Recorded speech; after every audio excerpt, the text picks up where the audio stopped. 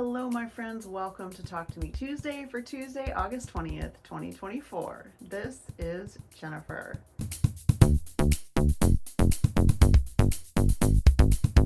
Welcome back to my sewing room, guys. I had a very productive weekend. I mentioned last week that I wanted to quilt more, and I did. So I had been staring at this vintage quilt top that I bought from ACR a few weeks ago. This is the one I got for $12. It's entirely hand pieced.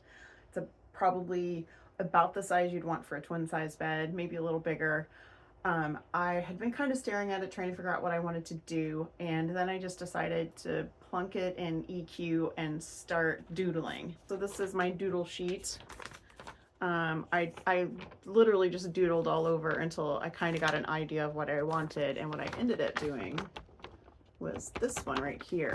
I did sort of an orange peel on all of the inside part. The borders got a small meander. I used a light pink thread for the whole thing. I didn't change threads at all.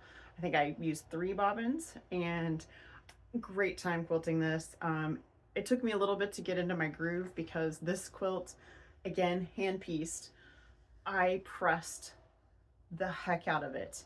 I used probably a half a bottle, like a 32-ounce bottle of this homemade spray starch that I make to try to flatten it. There was not a lot of flattening it, so it was crinkled in places and had pleats in places, and I was like, you know, it's hand pieced. Whoever made this made it with love. I'm just gonna get it quilted so it can actually be used. So that is what I did. It's not perfect, but it's finished, and I love it. I love how the orange peel came out. I love the design. I love the contrast between the black and the white background and the like faded cherry border. I love everything about it. So I put a polka dot on the back. I was kind of looking around. I dug through my stuff. I didn't have enough of anything. I didn't have even enough of 2 things of anything to put on the back of this. I don't keep a lot of yardage, and I've given a lot of my yardage away the last couple years. So I'm kind of at the point where I need to buy yardage again. So I bought yardage for the back of this, and I got that from Thousands of Bolt. I love this polka dot. It's a QT Fabrics polka dot. They have it in several scales, and I just looked at all the scales until I found the one that I wanted. Love the way it came out. I love the way the pink looks on it. I love how you can see the quilting. I cannot wait to wash it so I can see it scrunch up, because I think the scrunching is going to be really good. I did run into a couple of little problems because, again, this quilt was not flat. It was very lumpy, and I think the original maker ran out of their cherry fabric and when they were getting close to being done with the borders, because I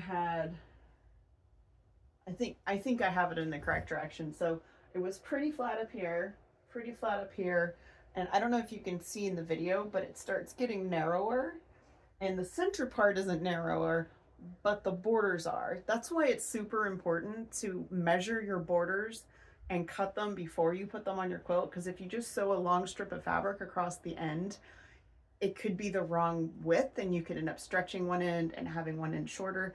So one end of this is way shorter than the other. I decided to leave it because, again, all hand pieced. I was afraid to take anything out because who knows what kind of unraveling situation I would have had. And I didn't want to change the original maker's work. I just wanted to finish it. So it isn't square. I don't care. The bottom was not easy to quilt. I was doing a lot of just holding and pinning, quilting a little bit, pushing down, pinning, quilting a little bit, just to kind of get it as flat as possible. The quilt kind of goes like this.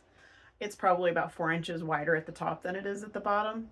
But again, that just doesn't really matter to me, because to me, the charm is in how completely handmade this was, and the fact that I get to finish it was just, I loved it. I loved every minute of it. One of the things that I did do is when I trimmed it, I trimmed the cherries down so that they're the same width all the way around, because it was about 8.5 in some places, down to 6. Down to 6.5. So I made it 6.5 all the way around, and I think because the border is the same all the way around and it's so contrasting, I think you kind of have the illusion of it being more rectangular than it really is. So I put a black polka dot binding on it to contrast with the white with the black polka dot on the back. I named it 12 times around the world because each one of these is basically the center of an around the world quilt. I don't know how long this quilt has been finished, how long it's been waiting to be quilted, but I'm delighted that I got to finish it and now it is mine. Another thing I've been doing a little bit of in the last couple weeks is crocheting. I crocheted a hat for a friend of mine. We have a really good friend of ours who's going through chemo right now, and he's very cold sensitive, and I made him a hat. I'm showing you a little bit of video of that here now because I've already gifted it, and I really hope that it comes in handy for him. I have been making some more hats. This is the next one that I made. This is an old pattern that I have had my entire adult life. This is a pattern that you can make from baby size to adult size.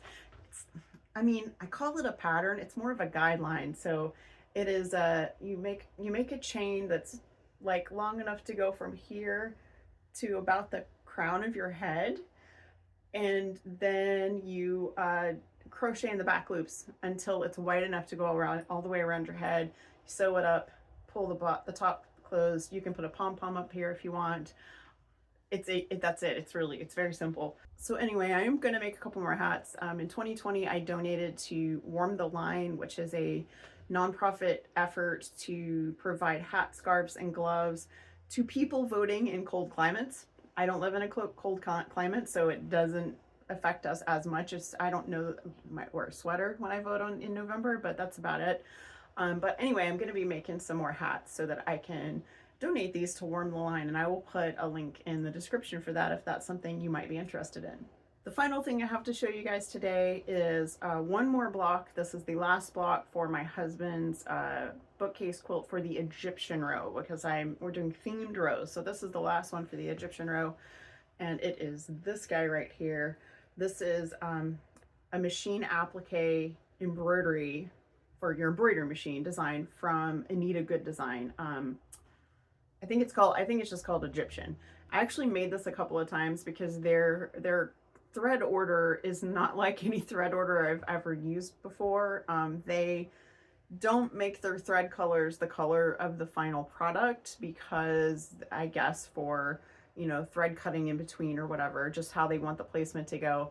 But it actually threw me off, and I ended up having to do it again because my colors got super wonky on the first one I made. I'm not even gonna show it to you. It's actually like stuffed in a drawer that's on the other side of there, so I'm not gonna worry about it right now.